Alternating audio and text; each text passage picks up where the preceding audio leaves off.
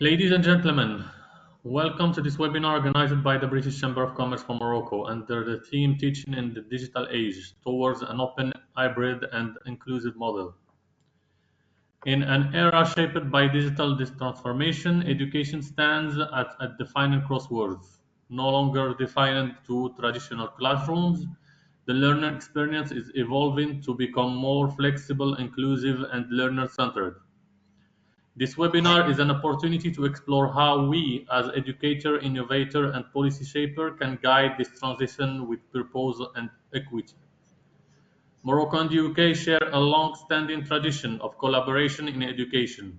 As Morocco advances in its digital and educational infrastructure, from rural connectivity to smart classrooms, the UK's experience and innovation in edtech, pedagogical reform, and AI in education offer valuable avenue for partnership. Today's discussion comes in a timely moment as institutions, both public and private, are accelerating their efforts to adapt to the digital era. Whether through hybrid models, inclusive practices, or scalable innovation, the goal remains the same: ensuring that every learner has access to a quality education that reflects the needs of a changing world.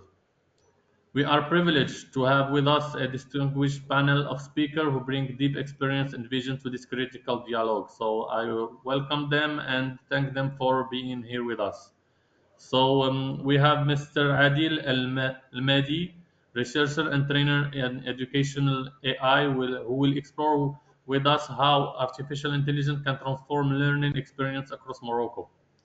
We have Mr. Mohsin Oja, CEO of Education Development Company, who will speak from the private sector perspective on scaling innovation in education. We have Mr. Richard Udi, headmaster of the British International School Casablanca, who will share best practices in implementing inclusive hybrid model in international school settings. And we have Mr. Hassan Belia, full professor and vice dean of Mohammed V Polytechnic University, who will provide insight into the role of universities in shaping future-ready learning model. Before handing over to our moderator, I would like to sincerely thank all our partners for their support and engagement in making this discussion possible. So we have the British International School, OCP, Africa, Africa Gas, ANP, Bank of Africa, Holmarcom, Les Eaux Minérales Ouelmes, and Seyash Bank. So I hope for you all a good webinar, and I give the hand to our moderator. Thank you.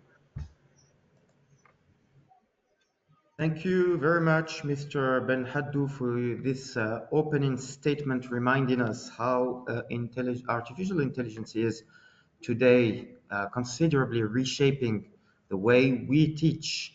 And this is the purpose of this webinar. Let me again wish my warmest regards to the distinguished guests and speakers and also participants that are joining us for this webinar that is held by the British Chamber of Commerce in Casablanca, one of a long series of webinars actually held regularly by the British Chamber of Commerce in Casablanca, giving voice to the private actor and all actors involved in the activity of the Chamber. I will start for this first session. My pleasure to introduce Mr. Adil Al-Mahdi. As Mr. Ben Haddou said, Mr. Al-Mahdi is a researcher and trainer in educational AI. Let me also precise that Mr. Al-Mahdi will speak in French. The other speakers will speak in English. For technical reasons, Mr. Al-Mahdi chose to speak in French. So I will réintroduce him in French. So, Mr. El-Mahdi, vous êtes chercheur et formateur en intelligence artificielle. Donc, je vous pose cette première question et je vous remercie une nouvelle fois d'avoir accepté de prendre part à ce webinaire. Dans le contexte marocain, comment pour vous l'intelligence artificielle peut-elle contribuer à réduire les inégalités éducatives que l'on connaît et notamment, bon, nous connaissons les inégalités sociales, mais notamment en termes territoriaux, les inégalités urbaines et rurales. ou plutôt dans les zones urbaines et rurales. D'accord. D'abord, je tiens à remercier la Chambre de commerce pour cette invitation. Bon, je suis désolé de prendre la parole en français, donc je me présente comme le président de la Ligue marocaine des professeurs de français, déjà. Donc, je suis un professeur universitaire à l'Université de Nosor. Et je préfère plutôt parler en français parce que je suis plus à l'aise qu'en anglais. Et je sais qu'on doit, comme vous avez dit avant, donc on doit se convertir vers l'anglais. D'accord, ça va venir avec le temps. Alors, pour répondre à votre question, donc c'est une question qui est très pertinente, en fait, qui a deux volets essentiels. Il y a d'abord le volet que je trouve qui est très très très important pour l'utilisation de l'IA, c'est le volet juridique. Et là, donc, l'État doit faire un grand effort pour qu'on puisse avoir un arsenal juridique qui peut réglementer l'utilisation de l'IA, notamment dans le domaine de l'éducation. D'accord? Et deuxième volet, c'est le volet de l'infrastructure et de l'accès aussi aux services de l'IA. Et bien sûr, lorsque j'ai dit l'infrastructure, donc je vise deux choses, c'est-à-dire tout ce qui concerne le domaine technologique, mais aussi la formation aussi des usagers, si on veut dire, des utilisateurs de cette technologie, en l'occurrence l'intelligence artificielle. Donc, mon intervention aura pour titre l'intelligence artificielle et la pédagogie immersive vers une éducation hybride, ouverte et inclusive. D'abord, pendant ces 20 minutes, donc, on va essayer d'explorer comment les technologies transforment nos environnements d'apprentissage et œuvrent la voie à une éducation plus hybride, plus ouverte et résolument inclusive. Et je commencerai ma présentation par des postulats de départ. Mon intervention, c'est une intervention qui n'est pas, qui s'inscrit dans un cadre plus général, celui des humanités numériques. Et c'est une conception humaniste au-delà des GAFA, donc les grandes compagnies normalement de technologie internationale, Google, Apple, Amazon, Facebook.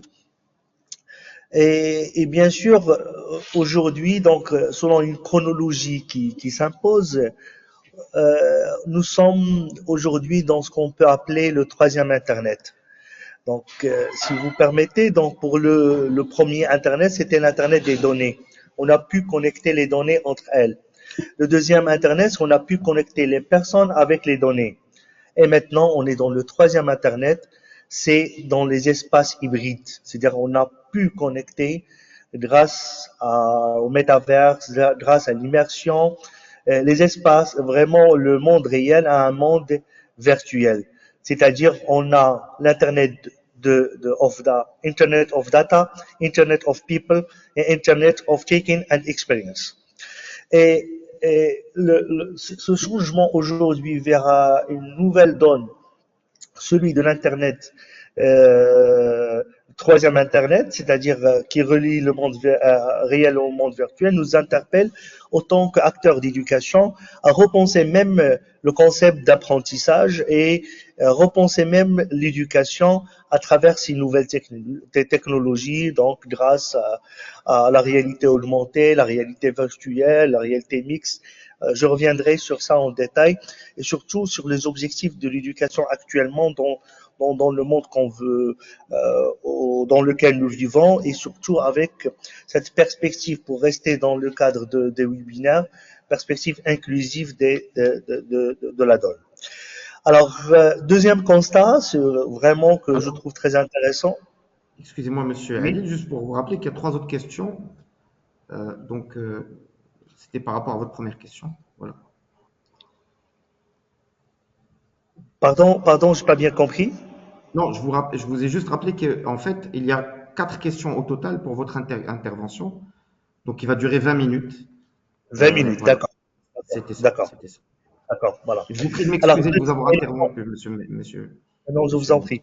Donc, deuxième constat, on est vivant dans un monde saturé d'informations, et c'est-à-dire on est dedans, et c'est difficile de prendre de recul par rapport à tout ce qu'on est en train de vivre, et on n'a pas vraiment cette capacité à faire des arrêts et dire voilà, on est dans ce sens, on est à cette étape-là, on est à une étape prochaine. Donc, c'est chaque jour, des vidéos qui circulent, de la technologie nouvelle, qui est nouvelle aujourd'hui n'est plus nouvelle demain, et ainsi de suite.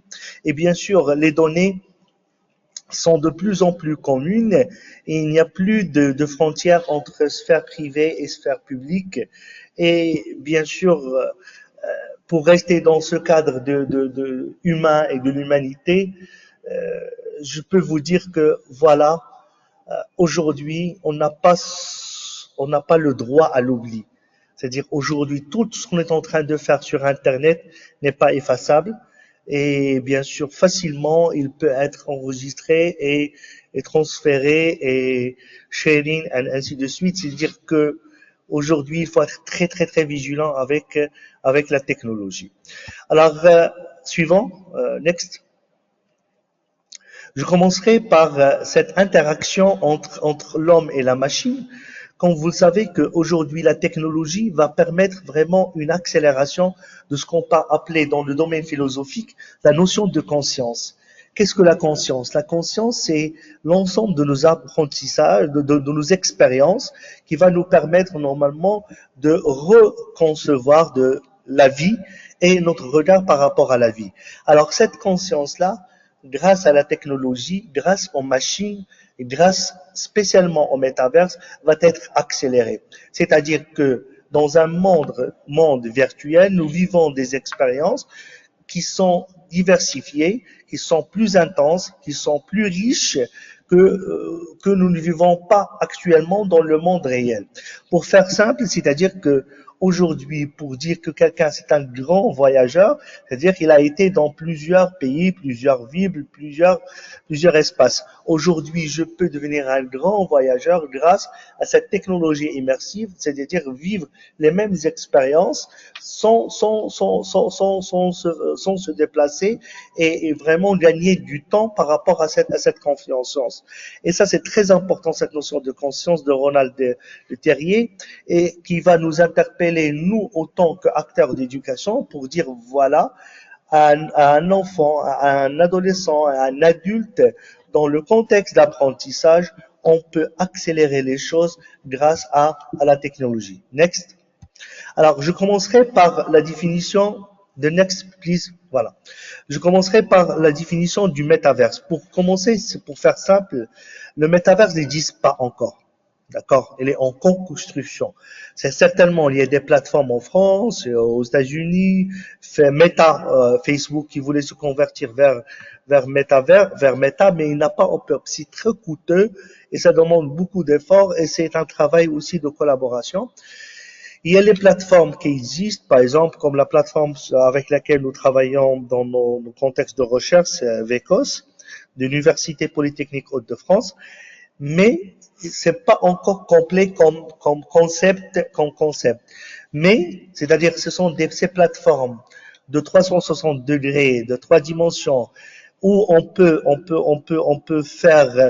créer des parcours d'apprentissage immersif. Ça existe et on a déjà testé pas mal de parcours dans ces plateformes.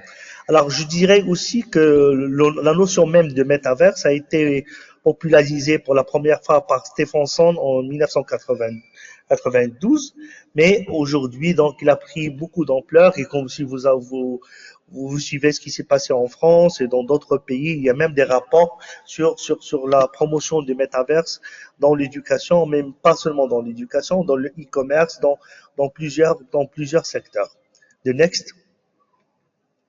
Alors, pour faire simple et expliquer le métaverse d'une façon générale, je peux dire qu'il y a des concepts clés qui caractérisent un apprentissage dans un environnement immersif ou avec 3 dimensions et avec normalement voilà. Donc d'abord on a dans la logique de la co-construction. Le métaverse, l'apprentissage dans le métaverse, il est basé sur la co-construction, c'est-à-dire tu ne peux pas apprendre tout seul. Donc, on est dans une co-construction, même par rapport aux univers, même par rapport aux espaces, même par rapport au parcours d'apprentissage. Et il est basé sur le concept d'abord du flou, si vous le connaissez. Le concept du flou, c'est le concept qui permet à l'usager, donc à travers son avatar, de se débarrasser de tout ce qui est contrainte de la vie réelle et d'avoir une nouvelle identité grâce à son avatar qui va lui permettre d'avoir plus de liberté et une certaine euphorie. Certainement, il y a maintenant le dernier article sur ce concept de flou qui parle de ces 5 éléments qui caractérisent le concept, c'est-à-dire d'abord la téléprésence, c'est-à-dire tout ce qui est sociétal et social pardon et sensorial, sur l'agency, c'est-à-dire le contrôle et l'interaction qui est significative, sur le feedback adaptatif grâce à l'intelligence artificielle générative et bien sûr analyse learning en temps réel, et bien sûr le quatrième c'est la narrativité, c'est-à-dire la création de scénarios vraiment très signifiants et avec des objectifs qui sont très explicites par rapport à un parcours d'apprentissage. Et dernièrement, c'est l'accessibilité. Et dans l'accessibilité, c'est-à-dire c'est un design qui est inclusif, qui peut avoir la traduction instantanée, la langue des signes, le sous-titrage et bien sûr avec des commandes vocales ou cette notion d'inclusion qui est très très présente. Alors, le métaverse, donc, il peut vraiment, grâce à ce concept de flou, permettre vraiment un autre contexte, une autre version d'apprentissage. Et surtout, moi, je ne parle pas d'apprentissage dans un domaine professionnalisant, c'est-à-dire former les agents de tourisme, former surtout dans le domaine de médecine, les infirmiers, les médecins. Il y a tout un projet de U3M maintenant qu'on est en train de mener sur la première université marocaine de médecine dans le métaverse. C'est-à-dire là, c'est une autre dimension pour la formation des médecins. Alors, deuxième élément qui est un élément clé aussi du métaverse, c'est celui du gaming. C'est-à-dire là, donc il est basé sur la notion des jeux sérieux, c'est-à-dire et des levels avec des niveaux et avec une utilisation tout à fait différente. Et ici, les compétences, je reviendrai sur ça. La compétence de l'étudiant, de l'apprenant, de l'usager, il est plus diversifié comme dans la vie réelle, c'est-à-dire à travers des stratégies, à travers une planification, à travers une utilisation des ressources optimales et à travers une dimension de collaboration, c'est très importante, et bien sûr de rivalité, de compétitivité qui est propre à l'être humain. Bien sûr, le métaverse, autant que sur le plan technologique, donc il est basé sur la blockchain, d'accord. Donc vous savez qu'il n'y a pas de serveur, que les données sont circulaires et que voilà. Et bien sûr, cette notion des avatars qui polymorphes, c'est-à-dire que je peux moi-même créer une nouvelle identité. Je reviendrai sur ça tout à l'heure. The next. Alors, pour conclure cette partie, je peux dire que le métaverse, c'est l'espace pour rencontrer, travailler, consommer, se divertir et surtout apprendre. C'est-à-dire aujourd'hui, dans plusieurs grandes chaînes de distribution, ont des espaces sur le métaverse en France et dans d'autres pays. C'est un espace aussi pour travailler, c'est un espace pour faire des achats, pour se rencontrer, pour se jouer et pour apprendre. Et on est dans une logique de changement de paradigme, c'est-à-dire je suis dans un espace et dans un autre espace au même moment. Et ça, ce qui est important, c'est-à-dire changement de paradigme. Si je suis dans deux espaces au même moment. Et là, ça paraît un petit peu illogique, mais c'est logique à travers cette nouvelle technologie. Et bien sûr, avec ce qu'on peut appeler c'est second life, c'est-à-dire c'est une autre vie, plus épanouie, plus d'expérience, plus de richesse. The next.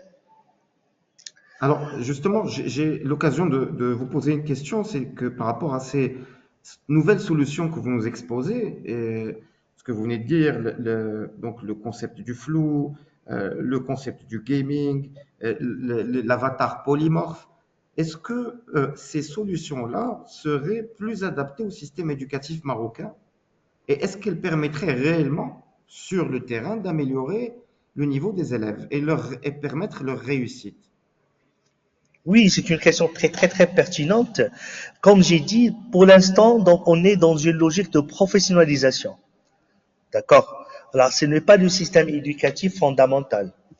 Alors, c'est pour la formation professionnelle.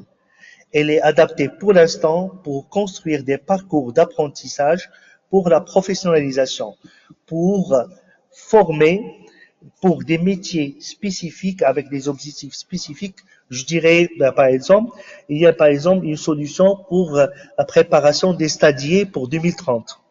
Pour le Maroc 2030, on a besoin de préparer des stadiers, on a besoin de préparer des agents de sécurité, on a besoin de préparer, je ne sais, je dis n'importe quoi, les chauffeurs de taxi, ce qu'on veut dire. Alors, les mettre dans des situations vraiment réelles, dans l'immersion pour qu'ils puissent se former et gagner du temps. C'est vraiment, vraiment, on va augmenter la conscience parce que la méthode aussi traditionnelle, transmissive, raconter ce qu'on peut raconter, regarder des vidéos à gauche et à droite, ça va pas donner le même impact, même résultat si on met l'usager dans le contexte réel dès le début. D'accord? Alors, je reviens sur la partie de l'éducation que je vais explorer. On peut passer au next, si vous permettez. Next. The next, please. Voilà. Donc, c'est-à-dire qu'aujourd'hui, à travers cette technologie, qu'est-ce qu'on cherche? On cherche l'augmentation de l'humain. C'est-à-dire que l'être humain, on veut une certaine augmentation. C'est au-delà des courants transhumanisme et tout ça. Donc ça, c'est une autre logique que je trouve que c'est pas le moment où il y a le post-humanisme. Ça, ce sont deux courants que j'ai une petite réserve là-dessus. Mais je parle de l'augmentation de l'humain, c'est-à-dire qu'aujourd'hui, on a l'être humain et avec la technologie, et avec le réseau et avec l'intelligence artificielle, on peut vraiment arriver à un humain augmenté, au-delà des cyborgs et tout ce qu'on raconte par rapport au projet d'Elon Musk, mais on est dans une logique que l'intelligence aujourd'hui artificielle, que les nouvelles approches d'apprentissage immersif peuvent rendre l'être humain un être humain plus intelligent, un être humain plus rapide dans son apprentissage et dans la construction même de sa conscience. Si on peut passer, si vous permettez. Voilà, donc directement, suivant. Voilà, donc c'est-à-dire, comme je disais, c'est cette augmentation cognitive, c'est-à-dire comment les machines peuvent aujourd'hui nous rendre plus intelligents. C'est ça la bonne question que l'éducation doit poser aujourd'hui face à l'intelligence artificielle, face à tout ce qu'on est en train de vivre comme avancée technologique. C'est ça, comment l'éducation peut se servir de tout ce qui se passe dans son écosystème pour qu'il devienne, pour qu'on nous, comme mission, rendre l'homme plus intelligent et les machines nous servent à nous rendre plus intelligents. Alors, suivant, next. Alors, je peux dire qu'aujourd'hui, que l'intelligence artificielle est le moteur qui rend tous les environnements immersifs, adaptatifs et véritablement inclusifs. Pourquoi? Parce que les algorithmes analysent les traces d'apprentissage instantanément, proposent des parcours au fur et à mesure qui sont adaptatifs, voire même personnalisés, respectant même le rythme et le style cognitif de chacun des usagers. Il est aussi dans des systèmes de traduction instantanée neuronale, bien sûr, qui permettent une communication efficace entre plusieurs locuteurs de plusieurs langues différentes et bien sûr la synthèse vocale, la reconnaissance gestuelle anime les avatars, on l'enjoue aussi de signes et on peut aussi intégrer dans le cadre vraiment plus universel pour un apprentissage d'équité, de motivation et de réussite. Alors, excusez-moi, Next. monsieur El Madi, justement par rapport à ça, je voulais vous poser la question sur, parce que vous nous parlez, vous nous avez bien précisé qu'il s'agit là de formation professionnelle pour le moment, c'est pas encore pour les cursus, mais pour les formateurs, parce que là vous avez commencé à parler de bots qui vont peut-être même faire des formations, déployer des formations, est-ce que c'est pas une menace pour les formateurs marocains et comment former ces formateurs et même les enseignants à utiliser efficacement ces outils-là et tout en respectant toutes ces spécificités culturelles, parce qu'on est au Maroc, on a nos spécificités, notre identité. Donc tout ça, c'est complexe. Est-ce que vous avez une réponse à nous apporter toujours dans votre exposé? D'accord. Alors, bien sûr, on peut répondre dès maintenant à votre question qui se répète, que tout le monde répète. Moi, je vois les choses autrement. Pas. L'intelligence artificielle, ces technologies sont là. C'est un fait. Donc, on ne peut pas s'en passer. Donc, c'est comme si vous dites à quelqu'un, ne prenez plus la voiture. Ne prenez plus le, voilà, donc, pour vous déplacer, vous devrez vous marcher pour aller voyager à Casa ou bien dans d'autres villes. Non, ça marche pas comme ça. Donc c'est un fait, donc c'est une utilisation maintenant qui devrait se faire. Comme j'ai dit au début, donc il y a le volet de juridique qui est très important, j'y reviens toujours, et surtout le deuxième volet, c'est-à-dire que revoir les compétences aujourd'hui. Vous savez, le dernier document de l'UNESCO par rapport aux compétences numériques des enseignants et des formateurs. Donc, ils ont revu la première version parce qu'aujourd'hui, c'est nous les formateurs, nous les acteurs d'éducation, on doit revoir nos compétences pour qu'on puisse savoir utiliser ces technologies à bon escient, bien sûr, mais aussi aider nos étudiants, les usagers à mieux utiliser ces objets. Et bien sûr, à la fin de mon intervention, je vais vous dire que voilà, donc que ça serait, bon, pour ne pas anticiper dans ce sens. Alors, bien sûr, si je parle de métavers, si je parle de l'immersion, si je parle de l'apprentissage immersif, je parle de la dernière génération du Web 5.0. Donc, sans passer par la chronologie, le Web 1.0, 2.0, le 3.0, le Web sémantique, le Web 4.0, le Web des objets connectés, donc sans passer. Mais aujourd'hui, avec le Web sensoriel, c'est-à-dire c'est extraordinaire ce qu'il nous propose comme solution, comme interaction, comme intense de communication, comme communication bien sûr intense entre l'homme et la machine. Par Et exemple, voilà. le web sensoriel. Par exemple, ce web sensoriel dont vous parlez, vous avez des Ah, le web exemples sensoriel, aujourd'hui? bien sûr, ce sont le web qui est capable de lire le mouvement des yeux, de lire la voix, de détecter la voix, c'est le web où il y a une interaction entre l'homme et la machine qui passe par plusieurs sens. Avant, c'était vous écrivez pour interagir avec la machine. Maintenant, non.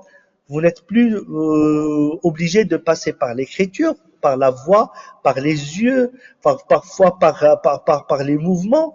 Et tout ça, c'est-à-dire là, une interaction qui mobilise d'autres sens au-delà de l'écriture et de la commande et de le prompt ou bien de la requête qui passe par l'écrit. Et c'est très important comme avancée parce que c'est le résultat de web des objets connectés. Lorsqu'on a pu connecter dans un protocole bien déterminé plusieurs objets grâce à cette intelligence artificielle dans un protocole, c'est-à-dire on a fait une harmonisation des protocoles de connexion, mais maintenant comment utiliser tous ces objets qui sont connectés et qui sont dotés d'une intelligence à communiquer bien sûr, avec les afters haptiques, avec la texture, tout ce que vous voulez. Donc, l'enjeu n'est plus de voir et d'entendre, mais aussi de ressentir, d'interagir de manière vraiment globale. Et l'identité, elle est décentralisée et l'utilisateur maintenant a plusieurs approches pour aborder la machine. Et ça, c'est même dans la logique de l'immersion, euh, vraiment, c'est une nouvelle forme d'apprentissage. Ce que je vous raconte ici, ce n'est pas du futur, ce n'est pas du passé, ce n'est pas du présent, mais c'est vraiment l'éducation qui devrait se faire dans le futur et qu'on devrait se préparer pour cela parce que ça avance d'une façon très rapide. Et aujourd'hui, les modèles actuels, je pense qu'on sont plus adaptés bien sûr, à accompagner nos jeunes, cette génération, la génération Y, avec les jeux vidéo qui sont plus avancés dans les jeux, qui sont plus connectés, qui sont plus forts dans l'utilisation de la machine. Et nous, autant que formateurs, donc on doit les accompagner, voire mieux les anticiper. Alors, next, pour faire simple, je vais survoler quelques usages de l'intelligence artificielle dans l'éducation. C'est bien sûr pour analyse learning, pour la prédiction, pour les parcours adaptatifs et personnalisés, mais aussi pour l'analyse systémique. Comme vous savez, donc l'acte éducatif, c'est un acte qui est très complexe, selon Edgar Morin, et donc on est dans cette logique de la systémique et bien sûr de la notion du système qui a une projection bien sûr dans le temps. Next. Alors d'autres utilisations, bien sûr, on peut parler de l'évaluation, de la rétroaction, c'est-à-dire du feedback instantané, de planification et bien sûr de soutien parce que par l'analyse des difficultés d'apprentissage, tous ces éléments-là, donc aujourd'hui, l'IA nous permettent vraiment d'aller très vite dans ce sens et de créer des choses extraordinaires. Avant, on mettait un mois pour créer un parcours. Maintenant, on peut le créer en 30 minutes si on sait bien parler à une machine. Alors, the next.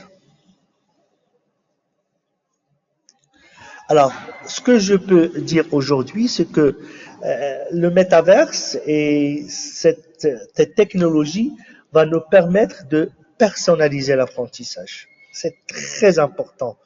Le personnaliser dans le sens que on part à partir de nos prérequis, à partir de ce qu'on veut, à partir de la création de nos parcours. Vous savez que moi, j'étais dans plusieurs réformes de l'éducation, de l'université, des cahiers de charges pédagogiques, tout ce que vous voulez là. On voulait à un certain moment dans ce qu'on voulait créer, le bachelor, ça me rappelle un parcours. Chaque étudiant peut choisir son parcours indépendamment à partir d'une offre pédagogique globale. Tout cela peut se faire bien sûr si on sait bien utiliser cette technologie pour vraiment si c'est comme si moi je donne cette métaphore, c'est comme si devant chaque étudiant on a un professeur individuel qui l'accompagne, qui l'aide, qui l'oriente, qui vraiment et tout ça donc peut se faire. Alors the next. Alors je peux dire que dès maintenant. Alors pour les chatbots et tout ça donc c'est bien sûr par rapport au feedback. On passe directement suivant. Bien sûr, je dirais que l'apprentissage est le travail du futur. Aujourd'hui, si on veut vraiment former pour des métiers, quel que soit le métier, il faut vraiment initier les gens à l'apprentissage, à l'auto-apprentissage, parce que ce rapport au savoir, c'est la nouvelle relation au savoir. Le nouveau rapport au savoir a changé. Le savoir, il est partout. L'information, elle est partout. Et maintenant, il faut réorienter les gens vers comment utiliser tout ce qu'on a comme opportunité pour construire notre propre avenir. Et les compétences de départ par rapport à un diplôme, pardon, ne sont plus suffisantes. Moi, je suis didacticien linguiste, didacticien, technologie éducative, humanité numérique, maintenant expert en intelligence artificielle.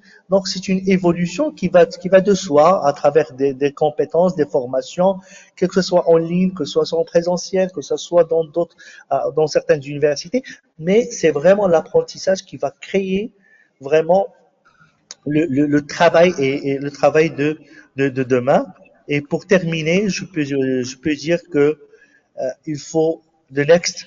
il faut libérer notre pensée et que, pour ne pas conclure, je peux dire qu'il y a beaucoup de travail à faire pour notre système éducatif marocain et que aujourd'hui, pour préparer, pour que nous puissions nous préparer à des enjeux majeurs, notamment la Coupe du Monde 2030, notamment au changement par rapport aux technologies pour ne pas être à l'écart de ce qui se passe à cette évolution technologique dans le monde, il faut que nous agissions dès maintenant qu'à travers un programme bien ficelé, à travers un cadre juridique bien déterminé, à travers un travail sur l'être humain et sur l'infrastructure. Et merci.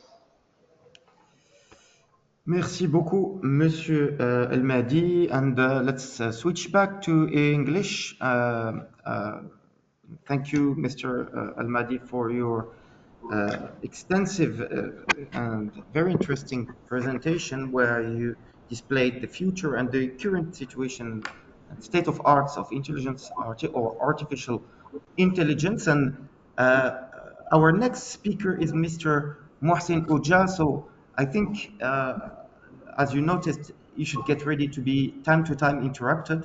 And just to frame the intervention according to the questions. And my first question to you is, as as said by Mr. Ben Haddou, you are CEO of education development company, and so you are an expert in the field of education.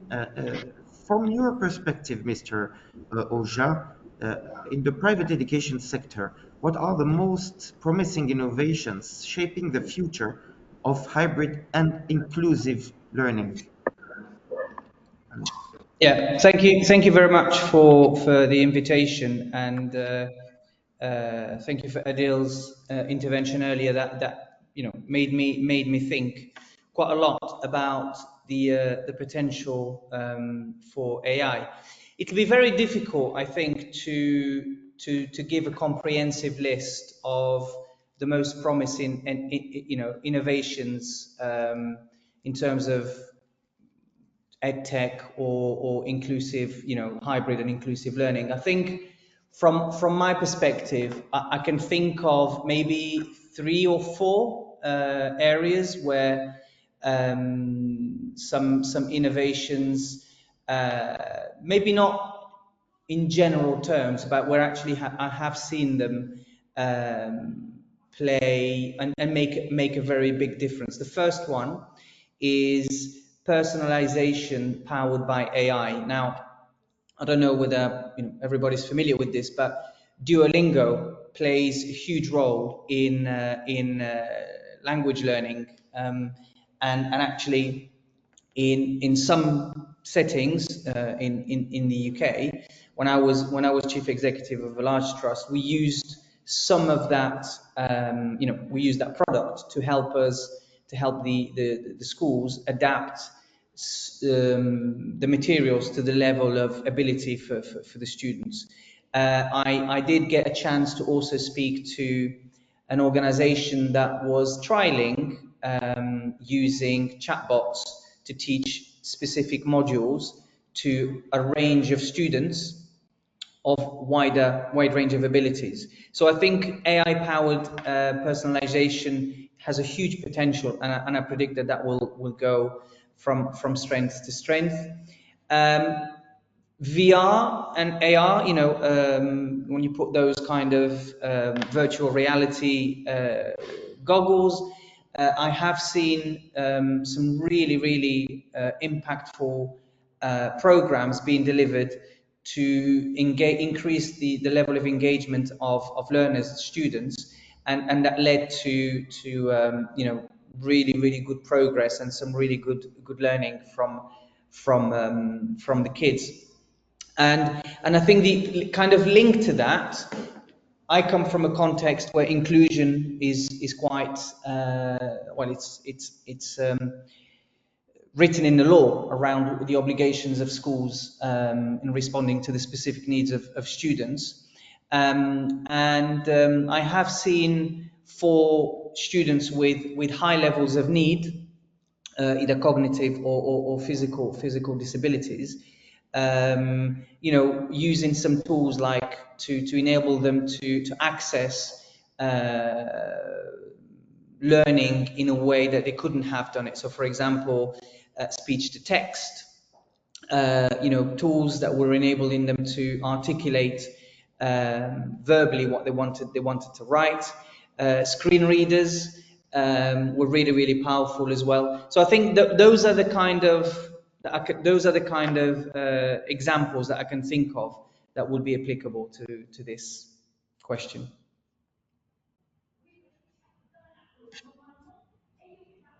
Thank you very much, Mr. Oja. And let me tell you that it's a pleasure to listen to you speaking with such a nice and British and fluent accent. It's a real pleasure, especially that you are speaking to us from Morocco. And yes, also thank you for what you said. And you just brought an interesting aspect of how disabled people can take opportunity or seize opportunity of artificial intelligence to enhance their quality of life. So it's a way where the AI is trying to bridge the digital or the health divide. But in terms of the divide between public institutions, private companies, private schooling institutions, how can education development companies partner with public institutions to bridge the digital divide and ensure a scalable impact? Yeah. That's a good question, and very pertinent in contexts where, like Morocco, education is a huge opportunity and such a strategic priority. I think the first thing I would say is consider the transformational power of public-private partnerships. I think there is a legal framework that makes things a little bit complicated, and I'm talking about my experience in PFIs in the UK, which were vehicles that were implemented to encourage private investment in the public sector. There were some great examples. What PFI stands for? Sorry for interrupting you again. So PFI stands for Private Finance Initiatives. So it's basically a government would contract private companies to design, build, and finance. So the setting where this was working is that in the early 2000s, the government was looking to develop and change the educational landscape.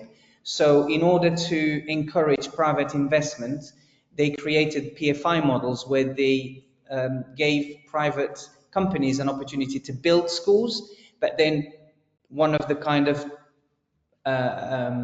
what the companies would get from building the school is an opportunity to pretty much operate the kind of building and be part of the services once the school is built. So it's a kind of everybody wins. The challenge with that, where it really didn't work, is where the accountability framework was not clearly articulated. So I think we need to be very careful when we encourage, on what we're talking about, partnerships between public and private sector. The private sector has a particular is following a particular priority, and the public sector is following another one. It's important to align those goals and make sure that there is shared accountability. So that's kind of my experience in that sector.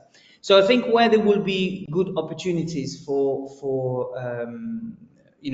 building the bridge and partnering and collaborating is co-investing in infrastructure. So we know that, as Adil said, the technological infrastructure is key. So one way to do that is to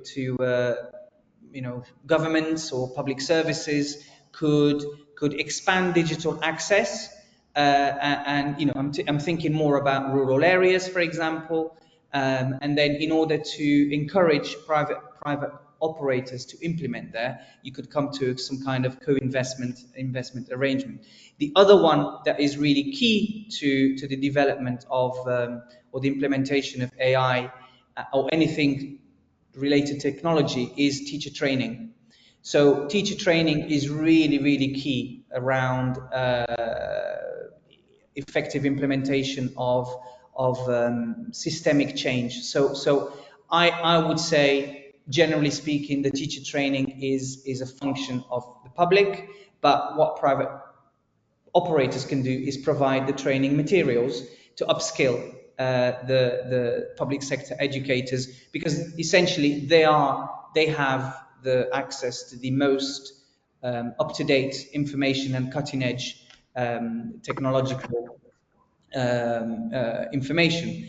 And then I think the last one I would say is potentially, and going back to what I was saying about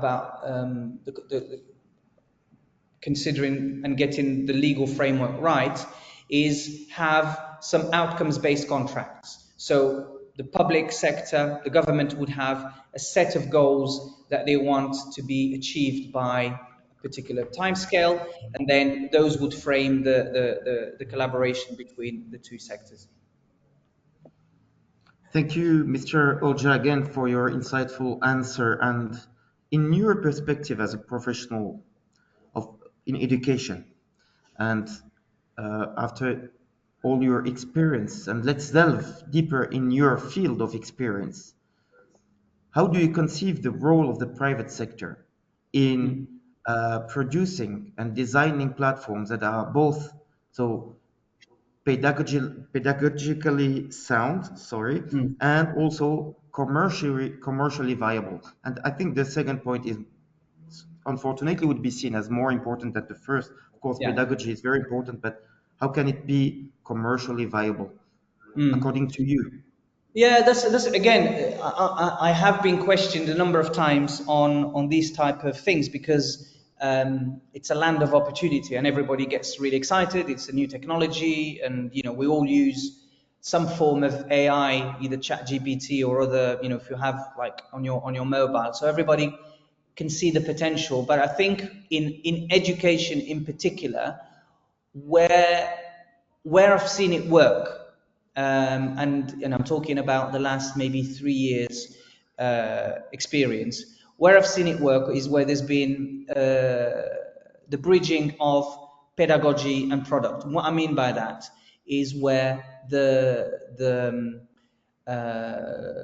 kind of the private developer has spent a lot of time with teachers, educators, to really understand the economic context. Opportunity. Yeah, the context. They're really trying to understand the environment that they're trying to penetrate. They're trying to work and adapt their product accordingly. So they would come with a product, and then they would talk to educators. They would think about adapting it, change it, test it again. And because they've gone through all the phases of experiencing and feedback, etc., it tends to work a lot better. The other area, well, the other times where I've seen it work as well, is where the innovation time lapse was very agile. So and that, I'm talking about forcing the public sector to adapt to the private sector. So I said to you about the Academies program in the UK. Academies are independent organizations that deliver public education. We kind of have, I was a chief executive of a large trust of academies. We were a lot more agile than your traditional maintained schools. So we were able to adapt our ecosystem so for example, my then chief operating officer was also the chief technology officer. So he played a role in identifying opportunities to enhance our pedagogy or our impact in the classroom. So I would that's what say, you mean. by agile is more about the work contracts, if Yeah, I if I understood yeah. you well. So, Yeah, so by agile, I would say the public organizations would have to be to kind of adapt to the pace of innovation, because we know that public sector organizations tend to be more yes, less agile and less rapid yeah. than, because they're governed by a different set of rules and they have a different set of priorities. And how can the government bodies be, as you say, agile to adapt to the pace of innovation? Well, Do you have as I said, I any think, suggestion? We have with us Mr. Belhia, who is from a public university, state-owned yeah, university. Maybe this yeah, would I be a think. I think it's the governance. The governance is the governance. So how we make decisions is that's kind of set in stone. But I would say is that within that governance structure, we should just be questioning whether the governance model is still enabling us to evolve effectively in this particular landscape. So okay. I would say one way to look at it is what I did on my, obviously a smaller scale. I was still a public body, but because I was independent from the national administration, I was able to restructure my group, my team, to make sure that one of the roles that I gave the then chief operating officer was that of chief technology officer, Hmm. and that we have adapted our governance structure to the reality of our And business.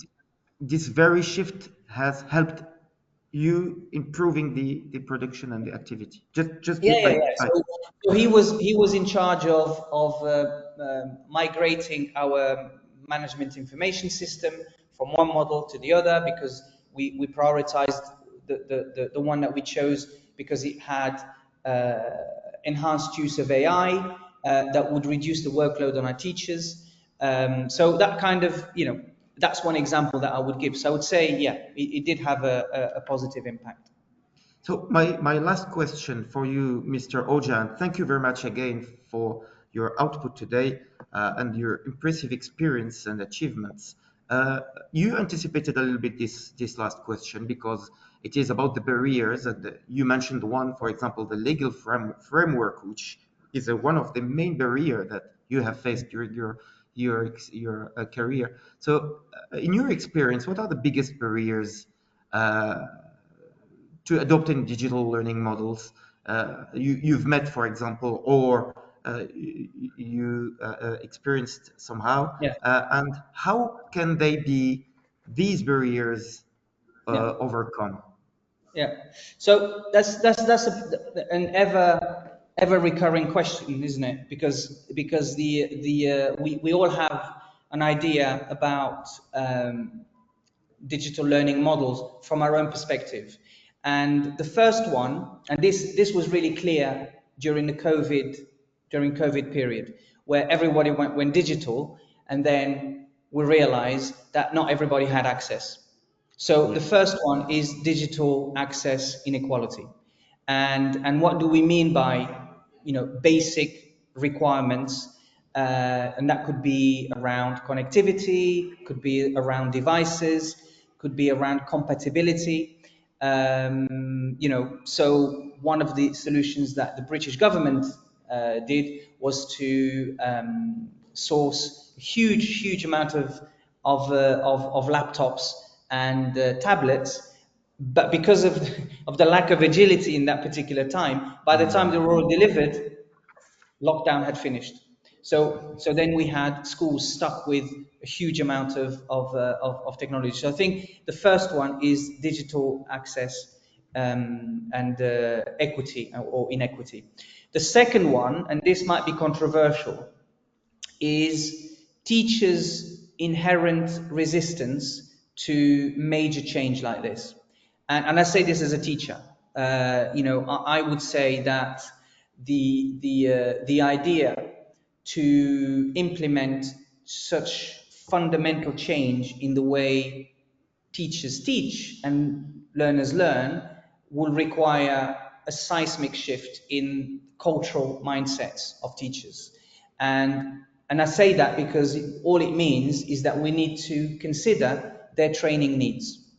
And we can't just assume that because from our perspective, where we enjoy AI, we talk about it, it's the buzzword, that everybody's as comfortable technologically with it, and everybody understands the implications around change. So I'd say training the teachers and managing that potential resistance by reassuring them and outlining to them the benefits that it has for them.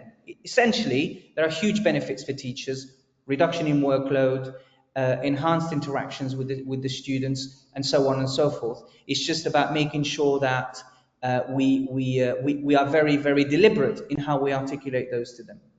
Um, the next one, it's a very fragmented eco market. There's so many things that mean the same, that don't mean the same, and this is AI and this is not AI. So I think it's an acknowledgement of the fragmentation of the ecosystem, and I can speak from experience, and I can give you my experiences. At one point, I got really bored of platforms. I've seen so many that I was like, oh, not again. This is, yeah. Talk to me about something else. Redundancy somehow. Yeah, Redundancy somehow, I said. yeah. It just becomes like, Redundancy of platforms, variety of platforms there. right. And I think from the last two, I would say, the first one is to go back to the example that I shared about our experience with sourcing hardware. It's the procurement hurdles. Some public bodies, some states, some governments will have particular requirements around it. They take a lot of time. Technology evolves very quickly. Sometimes by the time the procurement process has finished, the technology has evolved. So just making sure that that time scale and the procurement does not become a barrier to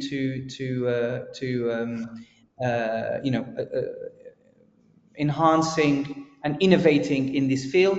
And I think the last one, but by no means the least one, is the quality assurance. Because if we were to believe the private operators who manage this type of, who wants us to adapt this new technology, they'd say it's the best thing since sliced bread. I would say that we have to impose upon ourselves a quality assurance framework. And I would say, for example, we'd have, how do we make sure that the materials that are being delivered by this particular platform are pedagogically sound? Where I would say, very simple, we have robust instructional design teams, like, kind of people who are responsible for design and all of that, and we link up with a robust and rigorous academic institution that validates that. So although it's AI, it's still expected to be subjected and succeed in the testing of rigor around academic in the same way as a traditional textbook would be needing to meet those quality assurance requirements. And in Morocco, so because you were speaking a little bit from a British perspective, and of course Yeah. you were based in Morocco, so you have your experience in Morocco. Last word, just a couple of minutes, if you're okay, Mr. Oja. Yeah. You said the material aspect, which is also a hurdle, the resistance to change, the procurement hurdles, quality insurance framework. Is it the same for Morocco? Yeah, I think education is education. Whichever country you go to, it's the same principle. It's the principle upon which adults teach and make sure that children gain more knowledge at the end of that interaction. So broadly speaking, it's the same trade, it's the same vocation, it's the same business. The way it's organized is what's different. And that organization is a response to the cultural expectations that are part of the national fabric. So I would say that the teacher resistance is universal.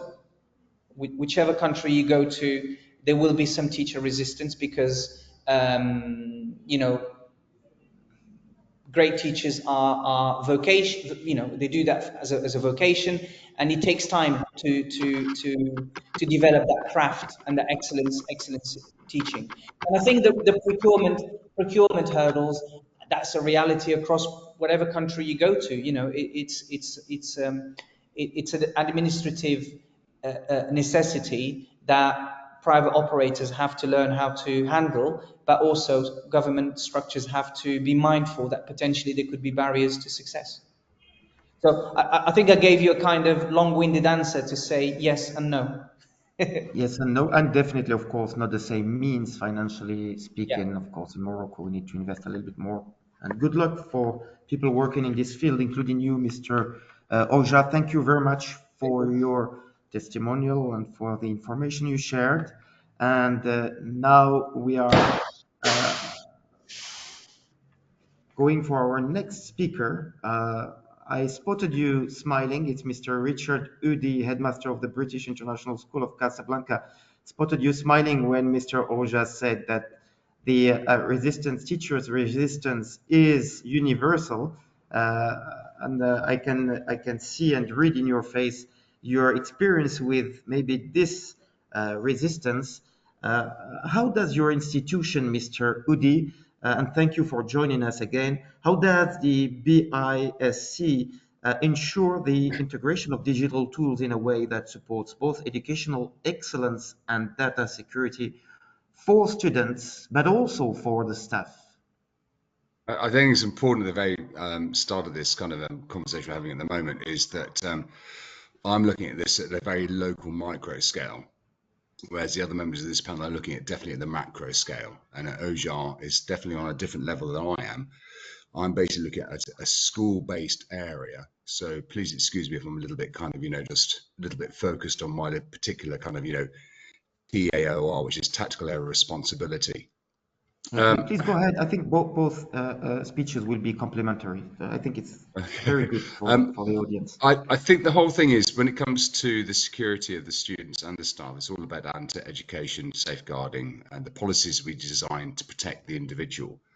The UK is very good at this kind of stuff when it comes to making sure that the policies we put in place are there to protect the individual, the community, and the wider population at large. And so I think once you've opened Pandora's box, which it can be for when it comes to digital tools, it's impossible to close.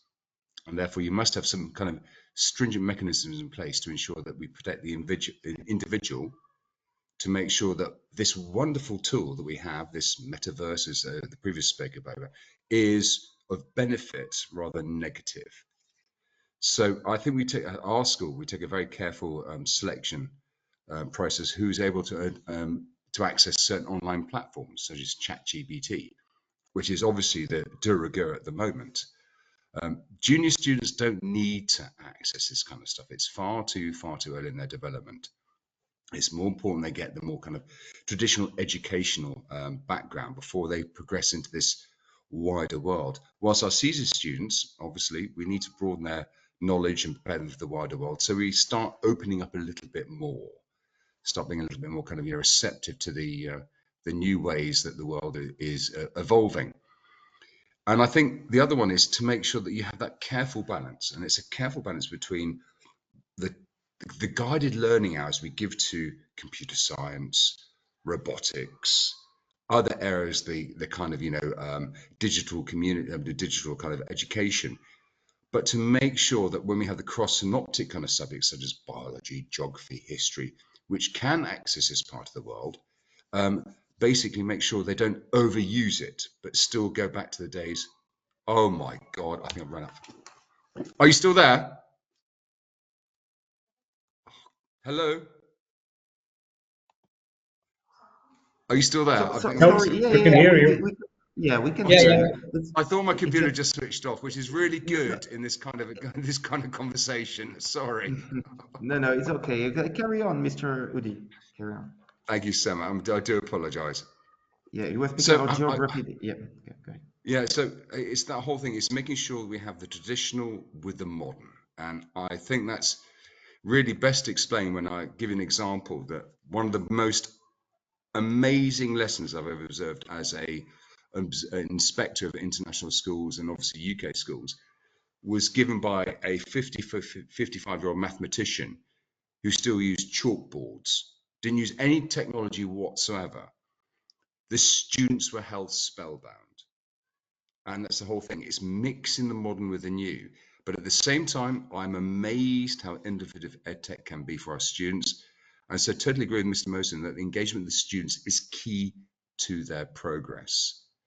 And so whatever tool you use, however way you use it, in whatever context, as long as the student makes progress, that's all that matters to me and my staff at BISC.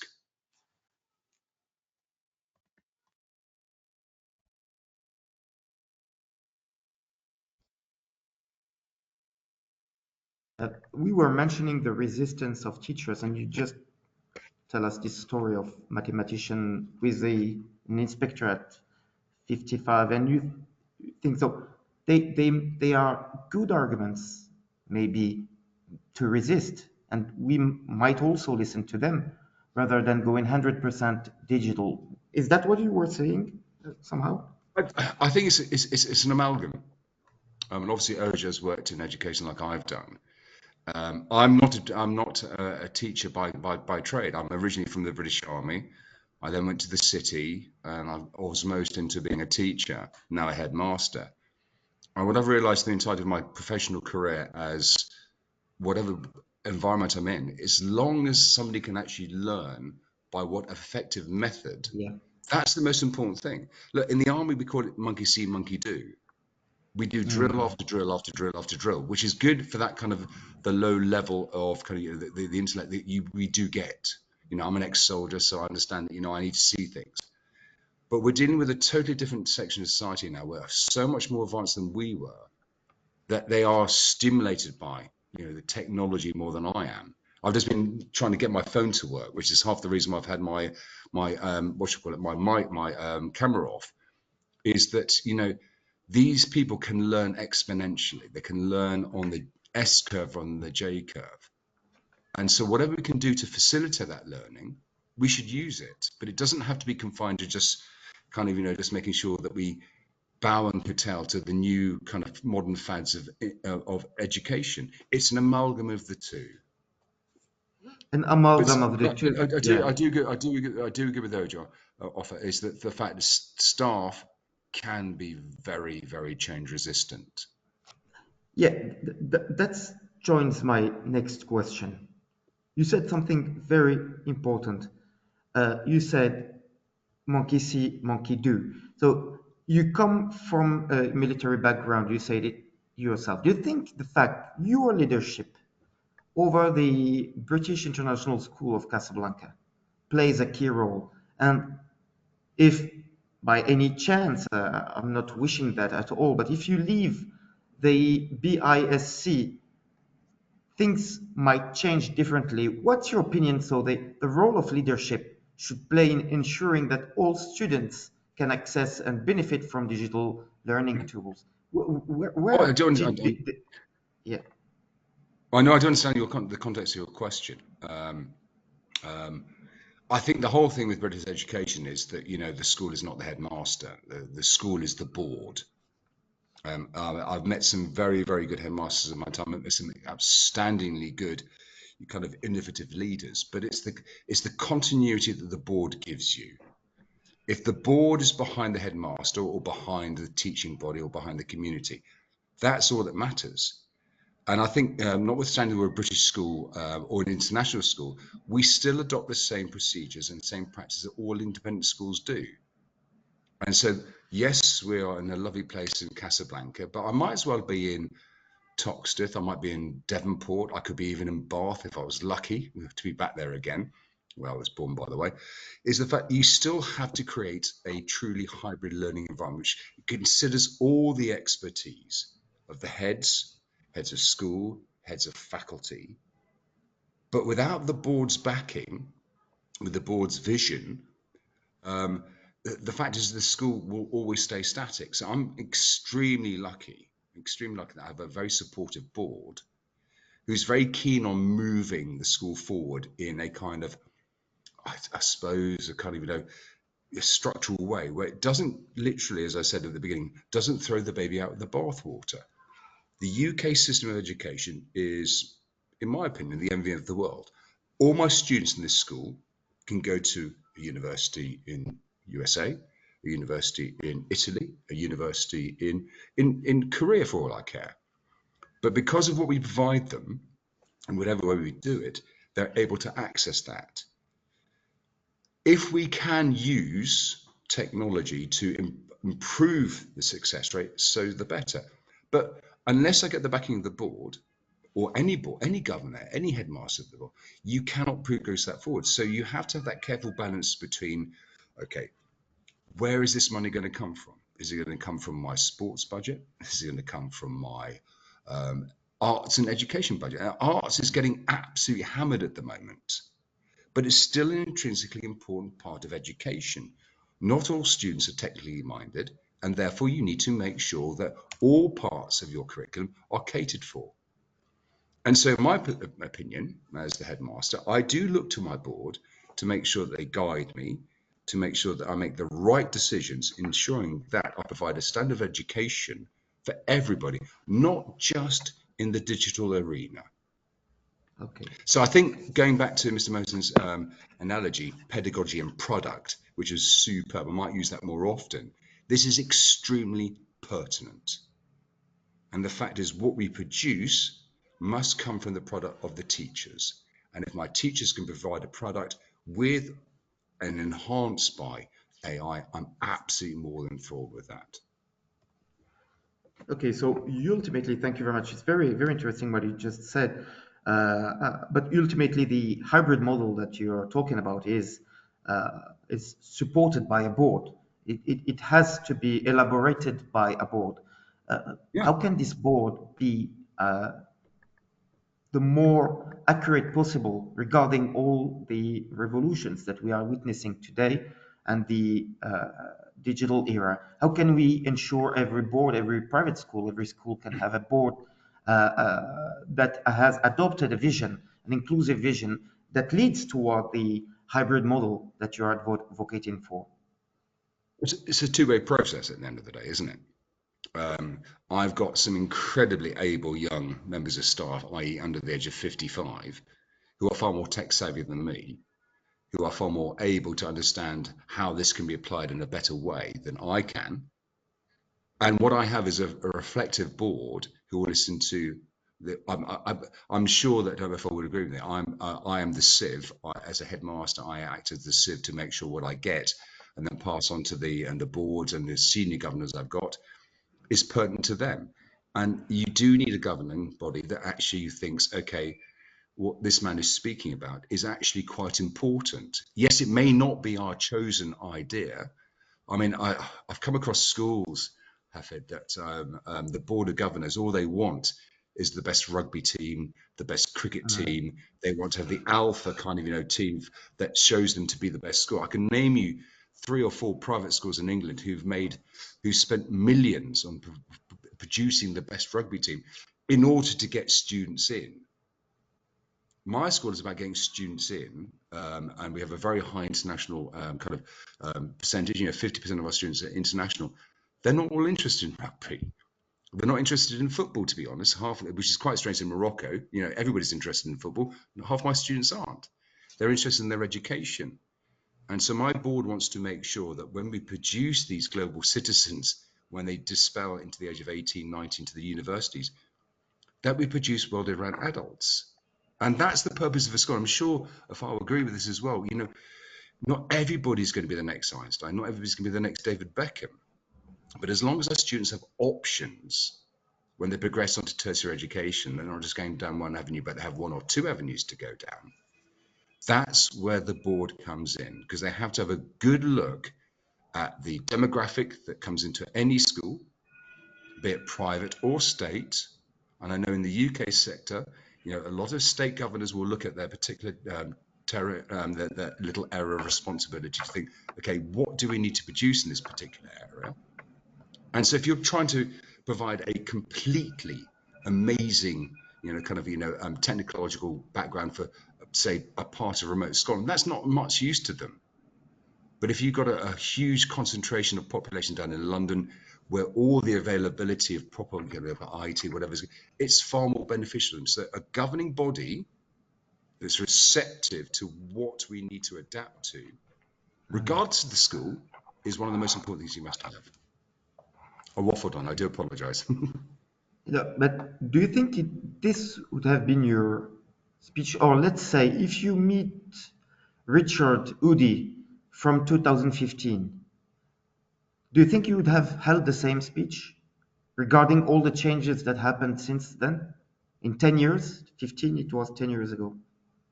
Hafed, in 2015, I didn't have a mobile phone. Oh, I'm one of the most, I loathe technology more than most people, but I have been brought on.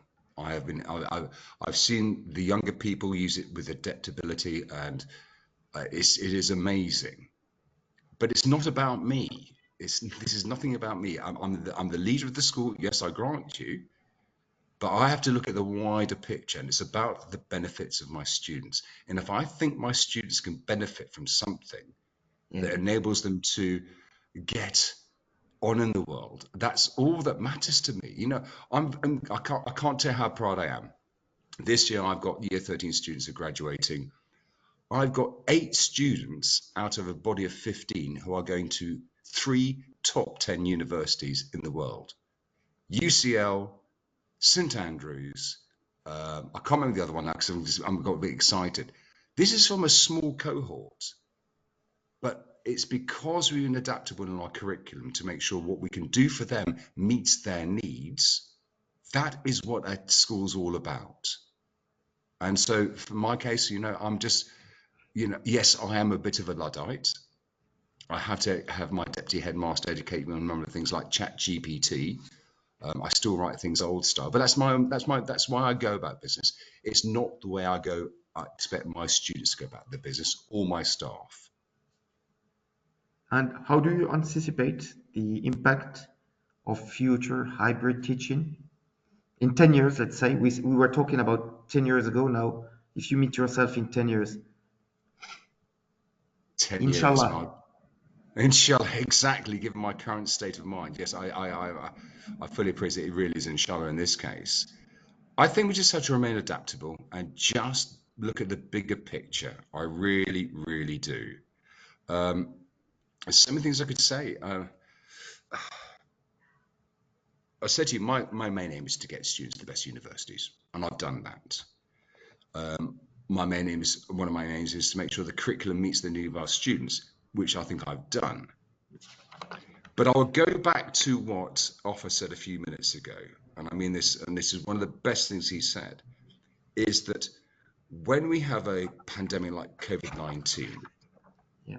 an over-reliance on digital technology to provide education for our students remotely does not work. And if we could all learn, the amount of parents I've met in the last couple of years, especially in the last 2 years, where their children are at home learning through a remote tutor, it's not about the educational outcomes in this case. It's the ability to be able to socialize, to be able to accept normal social norms. And therefore, that's what I'm really, really struggle with, is that if it was just a simple matter of using just these amazing platforms, Metaverse, ChatGPT, they would all be global superstars. But the whole point about school is about mixing social interaction with other like-minded people to produce values and outcomes which are consistent with society. Surely it must be. So it can't just be simply like sitting in a classroom, sitting at a computer terminal, learning in a remote environment, when the most important thing is getting that social interaction to develop the individual through converse, through discussion, through linking with older people with more kind of different world opinions and views, which is really important in terms of Morocco, because obviously Morocco is one of the most important, if not the most important, growing economy in Africa. and I've spoken to many parents about this.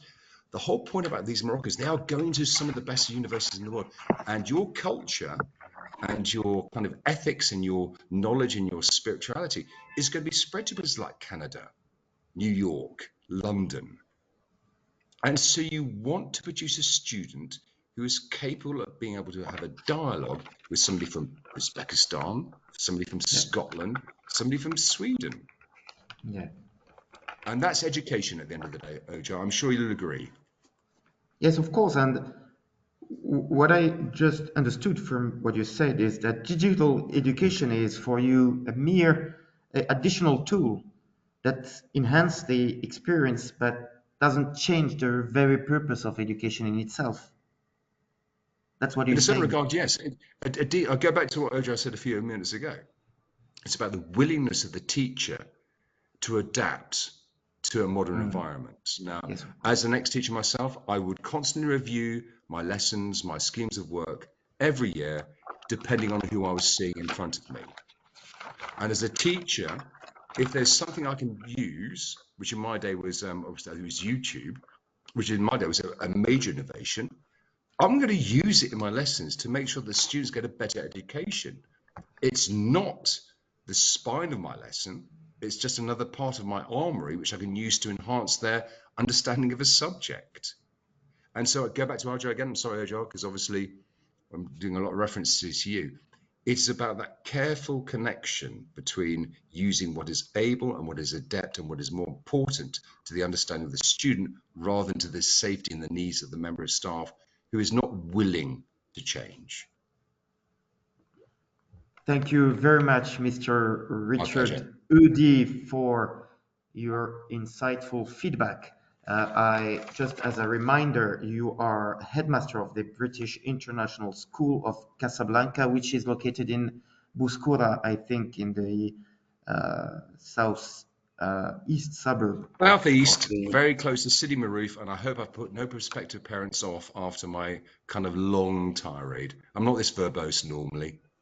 Okay, and thank you for dispatching Moroccans everywhere, the best schools in the best universities in Look, America, in USA, Hafid, I'm and sorry. I mean, I mean, I've got some of the. I mean, if I was back in the UK, my current sixth form, I would be literally running around my grounds at my last school, singing Hallelujah because they have literally in their third language, not their second, but their third yeah, language, have achieved greatness. And I know that the product you'll get back, not just from yeah. the UK, but from other universities, will make Morocco a more important and more. It's becoming the hub of Africa, and I'm very proud to work here.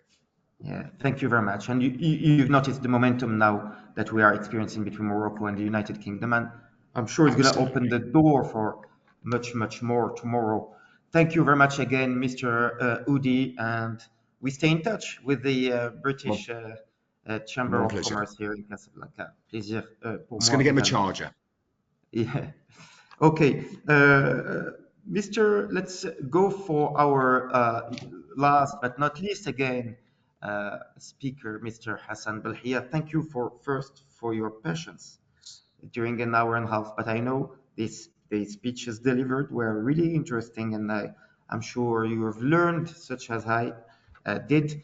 Mr. Belhia, you are Vice Dean of Continuing Education and Academic Affairs at the Mohammed V University in Rabat.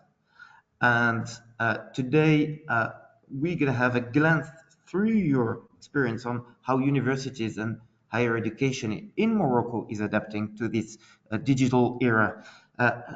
First question, how are Moroccan universities, particularly the Mohammed VI Polytechnic University, approaching the transition toward a hybrid and digital learning model?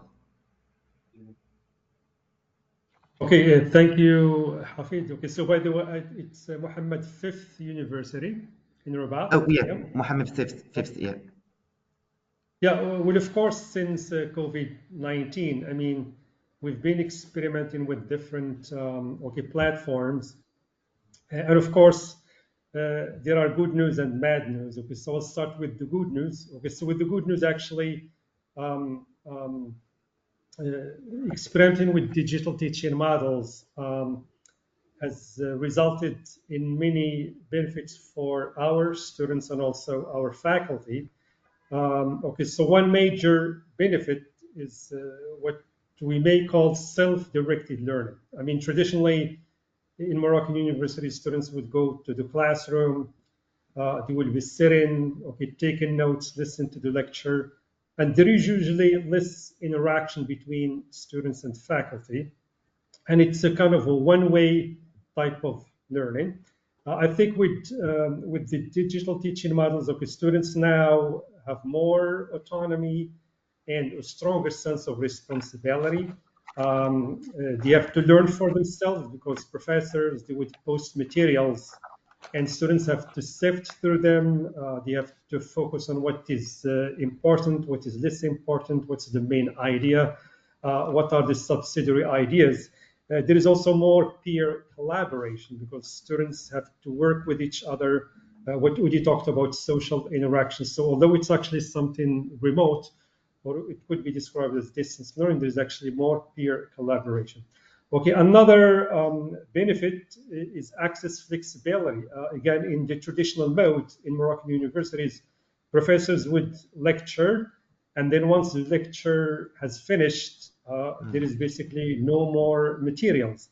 But in the digital teaching models, actually students have access to materials online. They can access them anytime they want. Also for professors who record lectures, students can listen once, twice, or as many times as they want. And also, this could result in personalized spacing. I mean, in class, if you miss something and you don't have the opportunity to ask a question, then maybe you miss the idea. But actually, in the digital teaching model, you have the lecture The class there. never ends. Exactly. So it's available 24/7. You can listen, re-listen until you get the point. A final benefit, I would say, is the digital skill development, because I thought that benefits apply both to students and professors. So a lot of faculty actually have minimal knowledge of digital tools. But as I've mentioned before, since COVID-19, okay, a lot of them actually got excited about actually learning this because, I mean, at that time, there were no face-to-face classes. So they had to learn how to use Skype, how to use Google Classroom. Of course, at times it's challenging, but actually it's also a very exciting opportunity for them to upskill and reskill. Okay, in terms of what I've called the bad news or the okay challenges, of course, as you know, in the public sector in Morocco, I mean, I would say we have about 60% of the students come from working families. So unfortunately, a lot of them don't have access to reliable internet, computers, or tablets. Okay, so we had this issue actually. How can you allow or enable all students to have equal access to education? So there is this, digital divide between those who have and those who don't have these resources. There is also the issue of pedagogical inconsistency. Okay, while some, faculty are very versed in digital models, they already know how to use Gmail, how to use Google Classroom. There are some professors who barely use email, or they have never used, they don't have a Gmail account. So, it's a learning curve, and it's not very easy for them actually to jumping into the new modes of teaching. And basically, as I said, I mean, people with the know-how can actually, their students can benefit more than those students whose professors or faculty have less knowledge or are not computer savvy. And finally, I would say another important issue is faculty readiness. So, okay, while some faculty are, again, well trained in technology, others have less training, as Udi and Mohsin mentioned, there is also some resistance. Okay, so there are people who are ready to jump on board from day one. Others who will basically, drag their feet and basically try to, challenge these policies and say, actually, I'm just comfortable, teaching using the traditional method. Thank you very much, Mr. Belhia. And you mentioned more autonomy, access, flexibility, this issue of inequality, unfortunately, which recalls us that we have a lot of ambition as a country. Thank you for all what you said, Mr. Richard Udi, and supporting Morocco is important for us. But yes, we still have some impediments and obstacles that slow Morocco in his process. But I'm sure that years after years, we're going to overcome all these hurdles and obstacles. In your view, from in Pan-African perspective, how to position Moroccan higher education as a local structure and perceived as a way to teach most of Moroccans and bring knowledge to most of Moroccans, despite all these hurdles and inequalities, etc., from a local structure to a central driver of digital innovation across Africa, which is an ambitious objective. Do you think it's a realistic objective first, and do you think we can achieve it as to become I digital think, innovation? Yeah, go ahead, please. yeah, it might probably be very challenging in the short term, but I think it's something feasible in the long term. Okay, I think as long as there is as we say, there is a way. Okay, so of course, most universities now, I think they have access to the internet. I think I started teaching at Mohammed Fifth University back in 2013. Okay, Wi-Fi was not always available, so I had to use my 4G to actually play videos in class. Okay, but I think now, I mean, our university is equipped with Wi-Fi. We have, overhead projectors. So we have all the resources that we need actually to, use technology. We have, digital platforms like Google Classroom, actually, that we can use as a supplement to our classroom teaching. Recently, students at the university have to study at least 2 foreign languages. And of course, because of the huge numbers of students and because of the difficulty actually to hire full-time teachers, we're actually using a platform called Rosetta, which is similar to the one that Muhsin mentioned, like Duolingo. So actually, Rosetta. it's very, very useful, and students are learning from it. You can use individualized learning. You can monitor students' progress. Of course, again, as I've mentioned at the beginning, there is still this digital divide between students who have access to computers and internet and those who don't. Okay, so I think it's a little bit challenging now, but I think it's something feasible and doable in the long term. And what role can public-private partnership? You mentioned that, Mr. Oja, but I want to listen to you about that, Mr. Belhia. The role of public-private partnership in fostering the innovation within and digital, of course, digital innovation. Now, when we are speaking about innovation, is mostly digital within the university framework. What's role for private actors? And Yeah, I also think that's very, and also for international cooperation, collaboration, particularly because we are here in the British Chamber of Commerce, particularly with the UK institutions. So both the role of private sector within the university through public-private partnerships and also international cooperation with institutions such as institutions based in the United Kingdom. I think that's actually a very important questions, and we're starting some collaboration. It's kind of slow, okay, but as we say, slowly but surely, okay. So, for example, when I mentioned teaching languages through digital platforms, so we have an agreement or a memorandum of understanding with INWI. We had one with Ittisalat, okay, and I think with the British Chamber of Commerce, I think, for example, we could have collaboration in terms of teaching English, okay? Because I think in the past we worked independently, but I think now that actually languages are a requirement for all students. They need to study 2 foreign languages. And right now at the university, all students in other departments except the English department have to study English, okay, through 4 semesters. So you need to get to at least a B2 proficiency level, okay. And I think another way to strike a partnership is terms of degrees.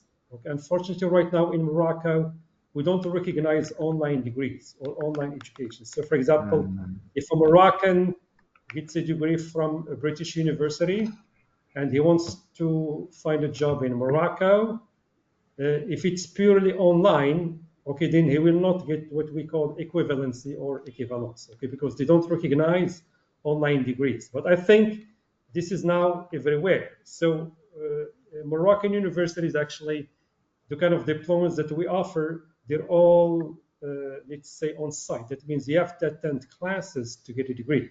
Okay, so I think if we go with these online degrees, okay, we can actually offer courses or diplomas. That means we can actually expand our pool instead of just limiting ourselves to students, to Moroccan students or international students who reside in Morocco. And I think, of course, this could actually be successful if there is a, let's say, successful collaboration with the private sector.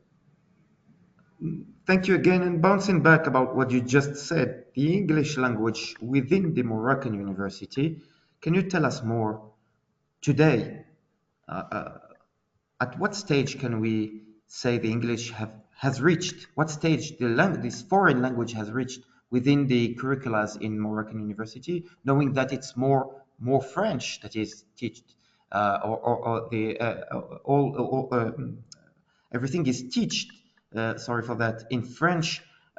In what stage now the English language has reached? Well, actually, English is moving in giant strides, okay?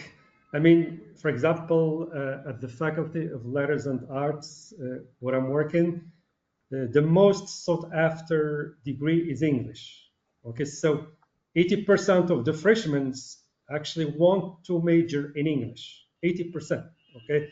Of course, we have 80. several, pardon me? 80%, yeah. Yeah, 80%, A okay? huge. And of course, we have English, we have Portuguese, we have Spanish, French, and of course, we have other majors, sociology, Islamic studies, Arabic studies, geography, history. Okay, so it's really in high demand.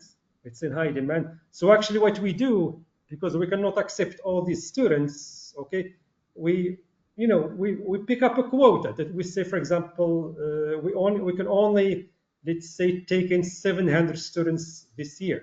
So we take 700 students, okay, based on their GPA, and then the rest they have to actually, they are redirected to other majors, okay. So it's actually in high demand, and this is in all faculties of arts and social sciences in Morocco.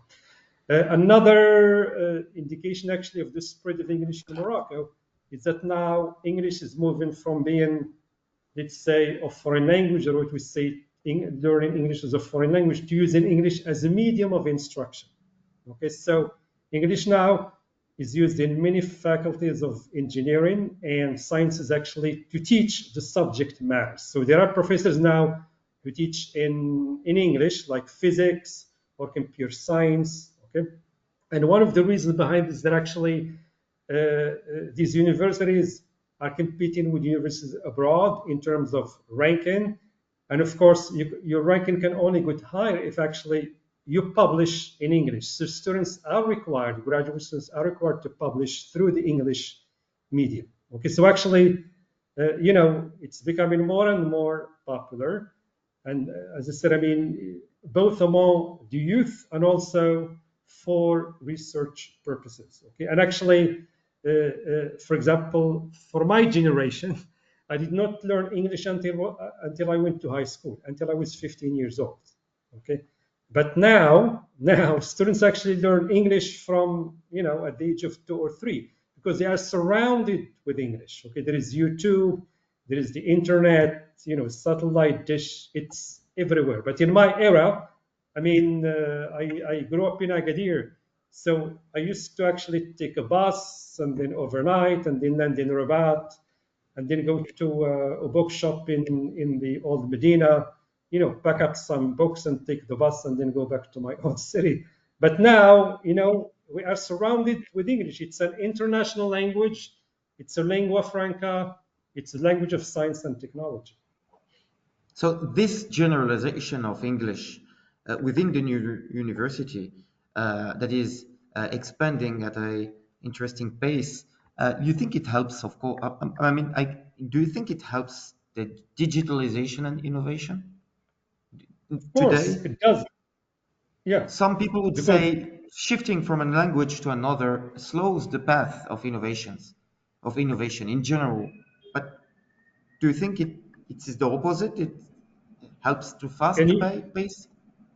can you clarify that point of switching So, from one language to? some would say that switching from a language, let's say French in the Moroccan universities, to English would slow the pace of innovation. Do you think it's their right or it's the opposite? By switching to English, the innovation pace and digitalization goes faster. Well, which language is now the language of technology and innovation? It's English. It's not French. That's a fact. So, if you want to be ahead, okay, for me, there is nothing wrong with learning French or using French. It's still an important language in Morocco. But I think if you have to be, ahead and let's say advance in your field, okay, or in terms of innovation, you can't do it without English. It's a must. Otherwise, you will be left behind. And do you have, for example, concrete examples of how adopting English has helped to fasten and to go for further innovation within the Moroccan university, or helped researchers for more connections, more and better output? Do you have concrete Yeah, examples yeah, so far? absolutely. For example, Yeah. yeah, for example, if you publish your research in Arabic or in French, okay, unfortunately, it will not be recognized worldwide. Okay, if you publish it in English, anybody can read it. Okay, most databases or research databases actually about 90% of the publications are in English. So basically, you will have higher chances of having your work recognized by other peers around the world if you actually write it in English. If you write it in Arabic, it will be within the confines of maybe the Middle East and North Africa. Of course. If you write it in French, actually, how many people in Morocco read in French? Yeah, Okay, 15, I 10%, mean, 15%. yeah, it's very few. It's still an Yeah. important language, but I think it's only a certain class, maybe upper middle class, who actually master French. So it's not really, I would say, as vital as English. So I think English definitely it's the language of innovation, and I think, in the near future, I believe it will probably, surpass French. And thank you for your feedback. I have a question for you, but it's a joint question for that I'm addressing to you collectively that we have to address during this webinar. It's the issue of plagiarism before we move for the group question, the question from the public. But it's my question to you because I was recently in the British University for a year and a half. The issue of plagiarism with digitalization with ChatGPT becomes big. We know that even before plagiarism was plaguing British universities, European universities, but now, what are how do you prepare yourself to fight against plagiarism, to push students for working and like learning rather than relying systematically on tools like ChatGPT. And it's very tempting tools, to be honest. But this is a real issue. How the university, Mr. Hassan Belhia, we start with you, and then Mr. Oja and Udi will answer us. I would say now that we are speaking since 2 hours, I think I can call you by your names, Ms. Mohsin and Richard, gonna answer after you, Mr. Blahia Si Hassan. Plagiarism in the Moroccan university now with digital era. What can you tell us about that? Yeah, I mean, that's a very, very pertinent question. I mean, we had plagiarism before, okay, but now with ChatGPT, it's even, okay, growing in scope and size. And at the university, we have some software that actually we use to detect plagiarism. Okay, so there is one that's called Authenticate. Okay, so actually you can, upload students, let's say, paper or written work, and then it will give you a breakdown of what is original and what is not original. So that's one way of doing that. But I think the heart, what really needs to be done is basically to educate students about the ethical uses of technology. I mean, uh, uh, ChatGPT is there, the internet is there. Okay, so I think as long as we use it ethically, then that's fine. Okay, and actually, we have to make students be aware that actually, if you just rely on ChatGPT all the time, then you will be put into a situation like this where you cannot say a sentence. I mean, you're going to hurt yourself. So you can't rely on it 100%. You have to know when to use it, when not to use it. You have to learn the language. You have to learn the skills. You have to know how to interact with people. So I think I would say we have to have an educational approach, okay, to addressing the issue of plagiarism. And I think, Mohsin, yeah, I think the only thing I would add to that is actually I'd go a little step further beyond plagiarism, and I read a study a few months ago about the I think it was the first study that was done about looking at the impact of or the risk of overusage of ChatGPT. Now, the conclusion was that with an over reliance on ChatGPT to solve most of the analytical problems is almost like an erosion of students' cognitive ability to develop those analytical skills. And it almost yes. becomes not a self-fulfilling prophecy, but it becomes quite destructive to the children's ability, to the students' abilities to solve problems by themselves. And they essentially relying on an answer that's given by a machine. And this is where the interesting thing is. The study was looking at the level of education from two groups, and what they've realized is that the impact was worse where the population was less educated. I think they used graduate level as a benchmark, where the population of graduates was able to identify errors, mistakes, and enhance the response, the gap was significantly larger. So I think the points that Si Hassan is making about educating, I would go, one of the big risks of using AI is it's almost like in the wrong hands, it could be detrimental beyond what we can even imagine. And it's that avoiding creating that over reliance on AI to give us the solutions, because essentially what ChatGPT does, it just gives a solution, we need to train students, train people, use their intelligence to evaluate and decide whether any changes are needed and enhance it themselves.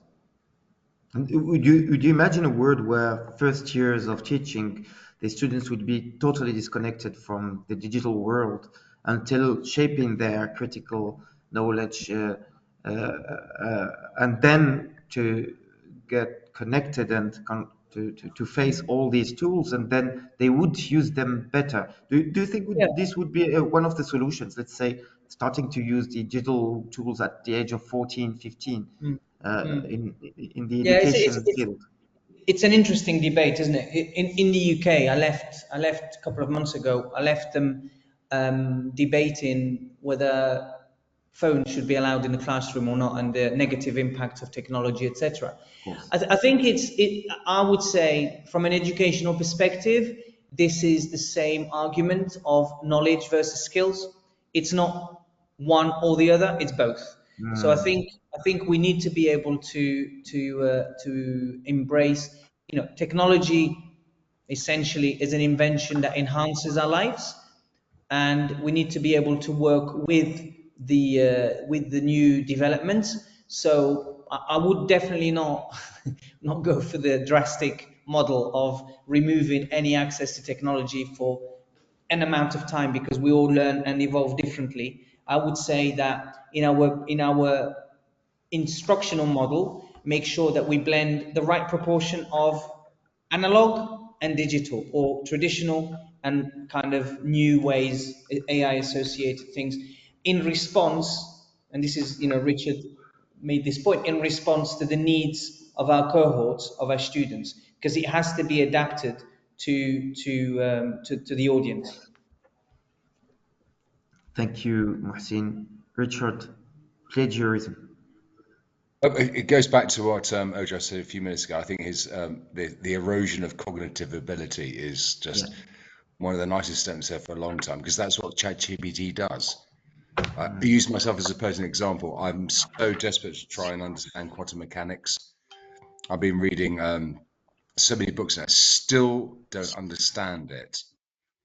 And a friend of mine, a colleague of mine, said, if you do go the ChatGPT route, you won't understand it. You'll be told what the answers are, but you won't understand. And I think it goes back to that whole thing is, learning is a very important part of the process, and how you get to that stage is up to you as the individual. So in my personal experience, in terms of plagiarism, know your students. I've got students who've been at BISC for 7, 8, 9, 10 years. And so I know their ability all the way through. I know where they've come from, where they are year 1 to year 7 to year 8. And so when they're starting to produce this kind of amazing piece of work, I know that it's been plagiarized, and it's not for their benefit. It's, yes, for the school's benefit, it's magnificent, because, I want my students to go into the best universities, but it's not good for their onward development afterwards. Now, Hassan, I want to say one or two things to you. I've got 3 of my best students who've gone to your university. They haven't chosen UK universities, but it goes back to that thing again, they want to be able to converse with your senior lecturers in English, and that, for a Moroccan UK perspective, is absolutely wonderful. But all I want to do for my students at BIS is to prepare them for the big outside world. And the fact is, if I'm producing students who are being, what's that phrase, spoon-fed, that's not to their benefit. They get A grades which are not beneficial to their future development. That's not better for me either. And therefore, you need to have that careful balance. Again, it's all about balance, as Hassan was saying, as Ojai will say. It's all about balance. Using it appropriately to enhance your learning is the key. Using it to further your aspirations for further in life is not the key.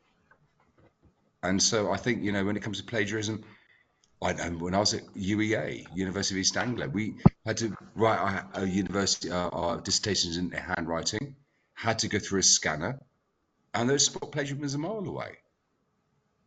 But when it comes to ChatGPT, which basically just makes it even worse for all of us, it's brilliant for some people, but for the future development of the world, as we're talking about, the development of Morocco, you want innovative new ideas to come out of the original brain, not some computer that's just giving you some thoughts. So balance again. It's all balance. It's all about balance, and I have a few last questions for you, because we have still 6 minutes to go, and people send 6 questions. minutes? Have we Yeah, still only got that's 6 minutes? Oh, wow. not that long, Ojai, Richard, you need to speak this more. one is for Hassan, you. you need to speak more. This one is for you.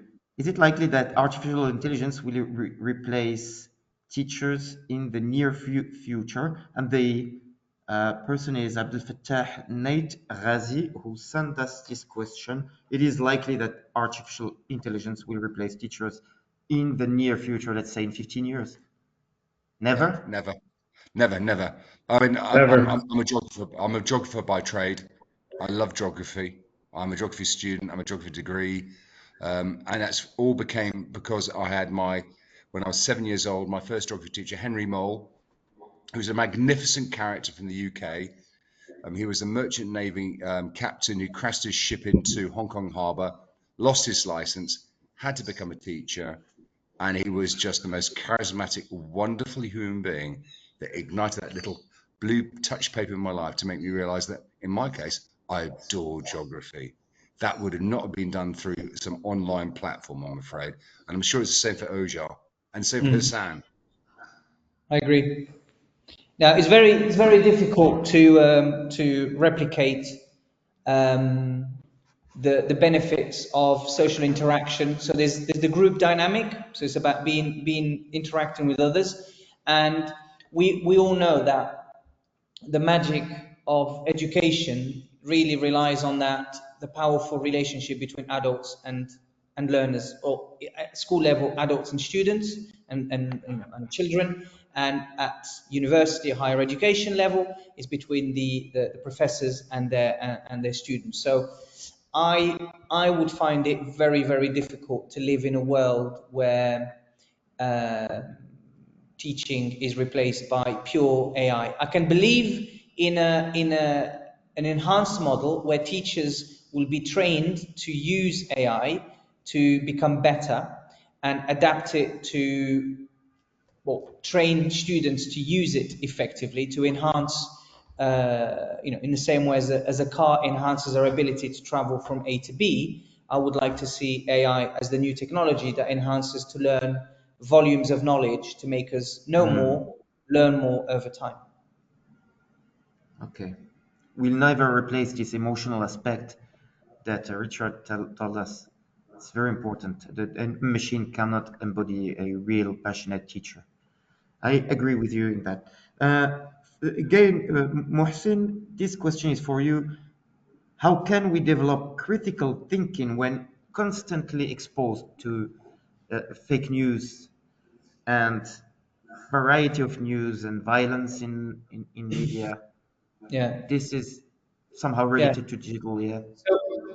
So it's a really good question, but the answer is in the question really. Says it's because we are bombarded by fake news and nonsense that we must develop critical thinking, because Okay, interesting. it's because of that. And how we do that is by constantly challenging our own knowledge, our own facts, and being rigorous in our pursuit of truth, and not going for quick wins and cutting corners, because with technology a student would say, oh, to do this essay, all I had to do is give ChatGPT the right prompt. I finished my essay in 30 seconds. Well, that's not rigorous. That's just, yeah, great. Look at what technology can do. But it's about really being disciplined and not fall into the trap that technology is going to help us solve all of our problems, and go back to the I'm loath to say traditional, but to the most effective tactics and techniques that we know work in developing those critical thinking skills. Thank you very much. And I think we still have a few seconds, 90 seconds. It's not enough for an additional question, but enough for me to conclude. And thank you, all of you, for your valuable insights and a contribution. Thank you very much to Mr. Hassan Belhia. You are Vice Dean of Continuing Education and Academic Affairs at Mohammed V University in Rabat. Thank you for your patience, because you were the last, but again, not least in the list. Thank you, Mr. Adil El-Madi, researcher and trainer in educational AI, and you did a very interesting expose at the beginning of the webinar about what is the metaverse and what are we talking about when we talk about AI. Thank you very much, Mr. Al-Madi. Thank you, Mr. Mohsen Uja, CEO of Education Development Company, and as I told you, and I tell it to you again, it's always a pleasure to hear to such a perfect and fluent English accent from London, I guess. And of course, talking about English accent, Mr. Richard Udi, thank you very much for your participation again. You are headmaster of the British International School of Casablanca. Thank you for all the audience and those who sent a question. Apologies for not having enough time to address them to our very interesting speakers. Please stay tuned for upcoming events and all initiatives by the British Chamber of Commerce. We look forward to welcome you to our future webinars. Enjoy your evenings. That's it. Stay here, stay here, Take stay here. care. They left, but say just I want to thank you personally and just tell you that sorry for sometimes I had some bugs because I'm losing my English here in Casablanca. I was in Scotland for a year and a half where I had a Oh, bad chance to luck, study bad luck. at Oh Scotland Strasbourg. dear. is not playing any It's a England. nice Sorry, country. Affid, It's a nice sorry. country, but I was No, it's not not. far from Bath. I was near Birmingham for a few days in my friend Tom's family near Barton upon Newwood. I don't know if you know this place. Yes, I do. I live in Birmingham, so don't worry, I know Burton-on-Trent.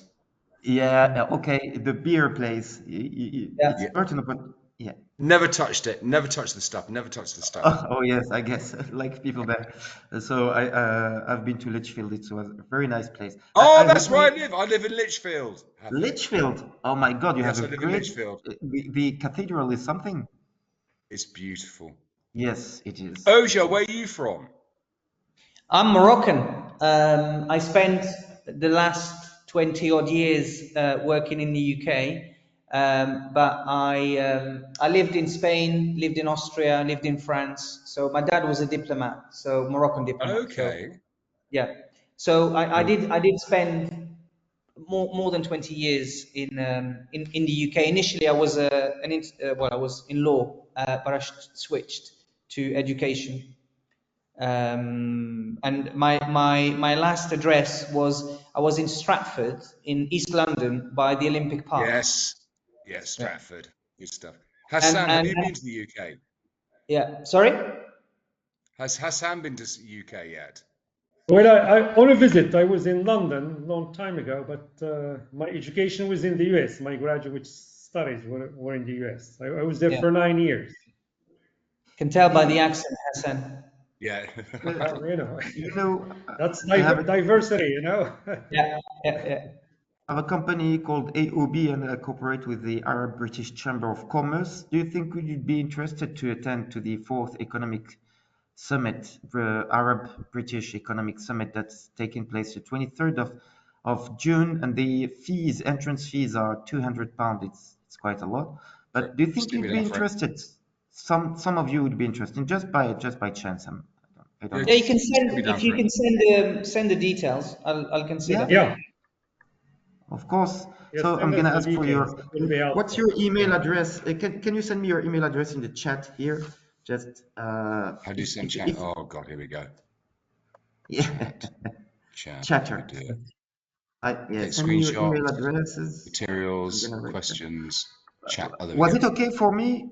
Like the moderation, Yep. was it okay? Yeah, Superb. Oh, it was wonderful. very Thank you, good. guys. Thank you, Perfect guys. I'm timing. sure. You finished at 7:30. Yeah, Yeah, exactly. Yeah, absolutely. yeah.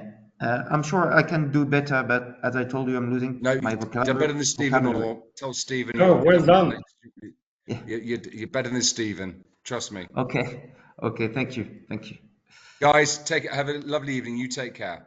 Thank you. Take Take care. care. Take care. Hassan, Thank you. Oja, have a Thank Bye you, bye. ciao. Richard. Nice to meet you. Salut. I'll add you on LinkedIn. Very much. Muhsin, you already added me. No, Yeah, accepted me. Sorry, accepted my invitation. yeah. Your email. How can I share your email? How I can I just get shared your it with email? you. I shared it on the chat. Okay. And okay. Why can I can't have it? Seulement. Okay. Okay. Okay. You got Okay. it? And Si Hassan, no, I didn't. I'm gonna ask the webmaster. He's gonna find it. Okay. And Si Hassan, nice to meet you. Nice to meet you all. Thank you very much for your patience and Take staying with care. us. See you. See you. Cheers. Stay Bye in bye. touch. Bye bye. Bye Bye. bye. Nice to meet you. Nice to meet you. Bye.